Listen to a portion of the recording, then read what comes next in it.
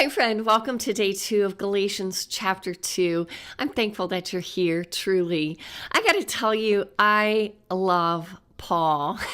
That has not always been the case, but the more time I spend with Paul, the more I see he is all about the gospel. The gospel is everything to Paul, and that stands out in today's passage. Let's go ahead and read, and we will take a closer look at this. All right, Galatians chapter 2, verse 6. And from those who seem to be influential, what they were makes no difference to me. God shows no partiality. Those, I say, who seemed influential added nothing to me.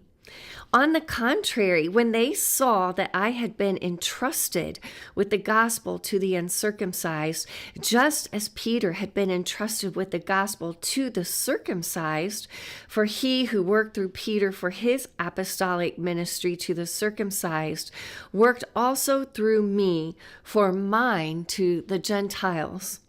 And when James and Cephas and John, who seemed to be pillars, perceived the grace that was given to me, they gave the right hand of fellowship to Barnabas and me, that we should go to the Gentiles and they to the circumcised. Only they asked us to remember the poor, the very thing I was eager to do. All right, do you hear it? Paul, all about the gospel. We saw that yesterday. In fact, we need to understand where we were yesterday because today's passage is simply a continuation. Paul is tying up the thought from yesterday, where we saw the main point was when Paul and Barnabas took Titus to Jerusalem. Why did they go there? They went in order that Paul might verify, that he might confirm the gospel message he's been preaching all of these years. He wants to know, I'm not running in vain here. But when they went up to Jerusalem and they met face to face with these apostles, with these pillars of the faith, as Paul refers to them today, they did not force Titus to be circumcised. And yesterday, Paul made the comment so that the truth of the gospel might be preserved for you, O Church of Galatia, and for us as well. Hallelujah. Nothing gets added to the good news gospel message of Jesus Christ. It's all about God's grace. It's not about anything we do. Whether circumcised or uncircumcised makes no difference at all. So that's where we are today. And I think in that introduction, or in talking about yesterday, I've already talked about the who, the where, and the why. Paul and Barnabas had gone to see these influential people. Who are the influential people? These are apostles. They were some of the initial disciples of Jesus Christ. We have James, we have Peter, we have John. Wouldn't you like to be a part of this meeting that they had? Sign me up for that. Paul and Barnabas went to visit them in Jerusalem. Again, Paul had this revelation and he wanted to confirm the gospel message that he had been preaching. It's interesting in this first part of today's passage, Paul makes abundantly clear that these men, yes, they are influential, and they are. When we read the book of Acts, we see that Christ's church is just growing by leaps and bounds. Believers are coming to the faith by the multitude through these apostles of Jesus, James and Peter and John. But Paul, it just really touched my heart today that Paul makes clear, yes, they are influential, but he and his gospel are not inferior. Did you catch that today?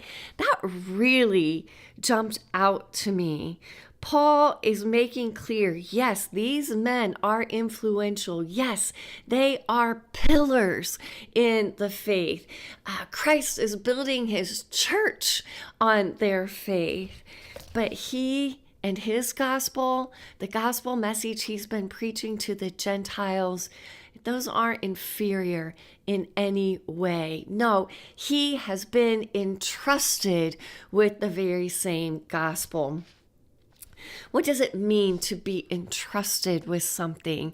Friends, my Bible dictionary says to be or become the recipient of something placed into one's care. So they have received the good news of Jesus Christ. They've received this gift from God, and it's been placed into their hands to care for, to nurture. It's that word entrusted is a beautiful thing, and it's one that we can apply as well. I won't jump ahead to application just yet, even though I kind of want to. All right, so I just want to make that point that I just think Paul said it so beautiful. And this idea that, how did he say it? He says, I am nothing. Let me just start from the beginning at verse 6. And from those who seem to be influential, what they were makes no difference to me. God shows no partiality. Those, I say, who seemed influential added nothing to me. They added nothing to the gospel message that I preach. On the contrary, when they saw that I had been entrusted with the gospel, just as Peter had been entrusted with the gospel, oh my goodness, I must be oh no, I'm so sorry. Okay, it was a cross reference. Here's why I couldn't find it.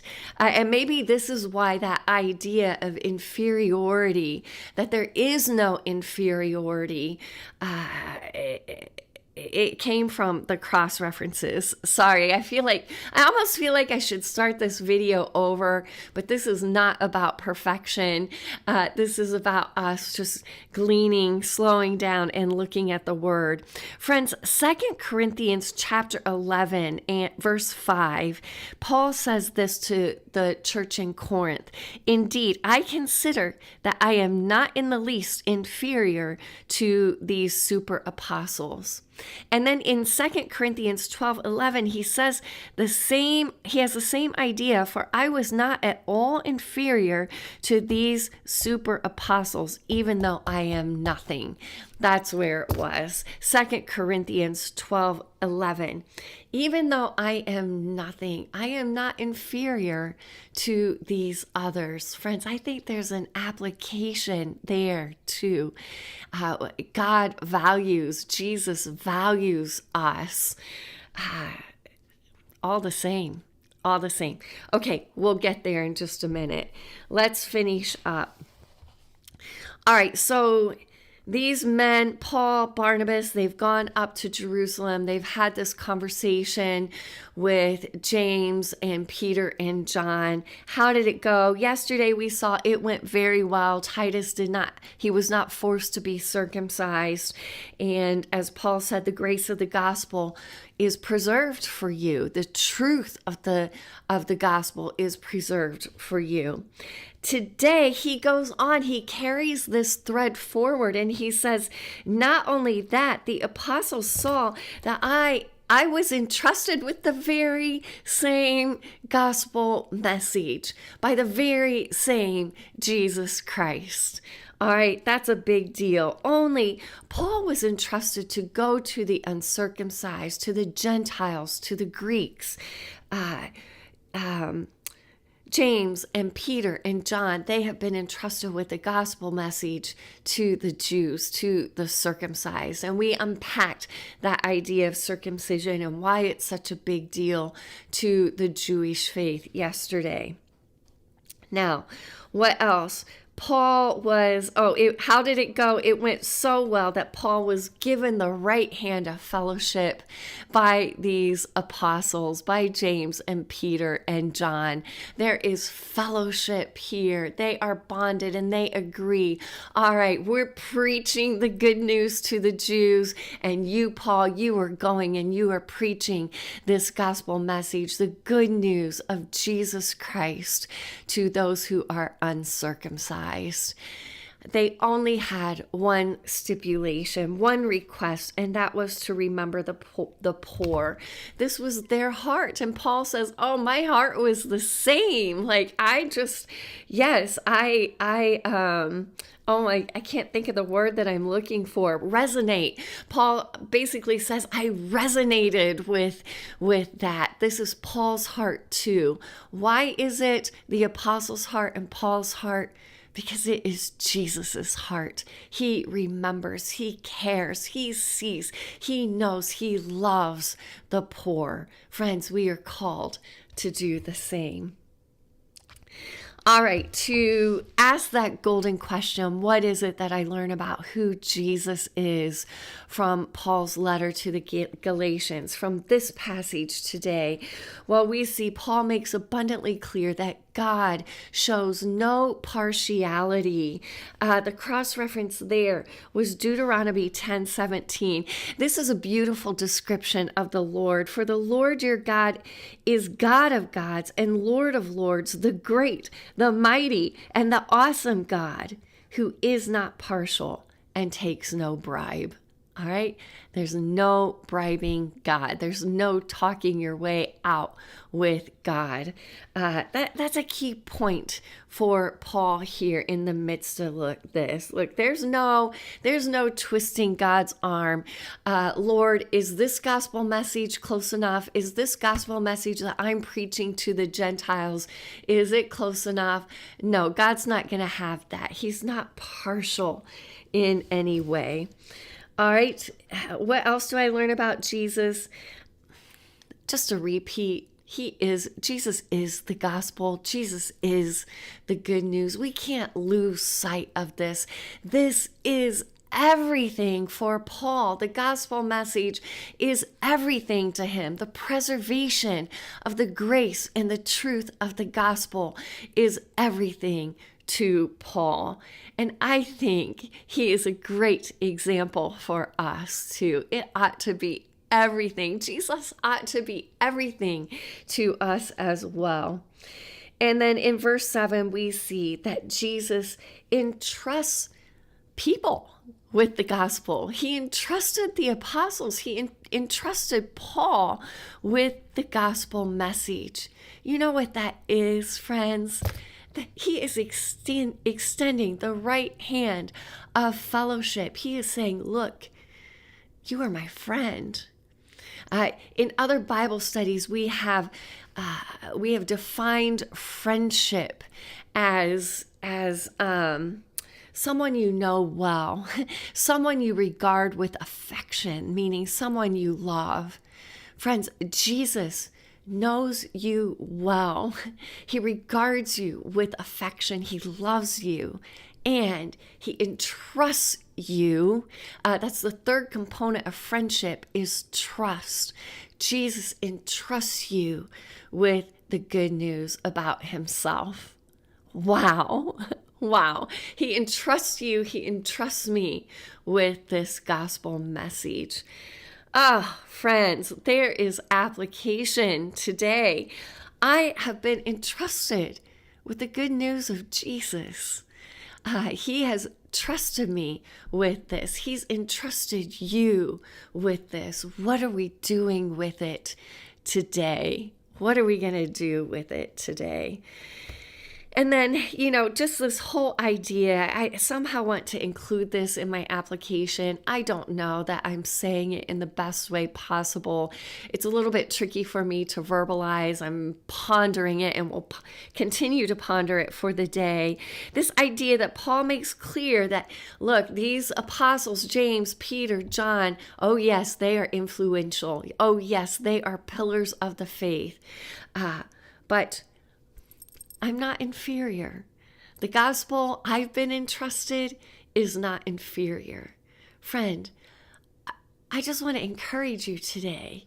Jesus values you. He wants to be friends with you. He sees you. He knows you. He regards you with affection. And he wants to entrust this good news to you today.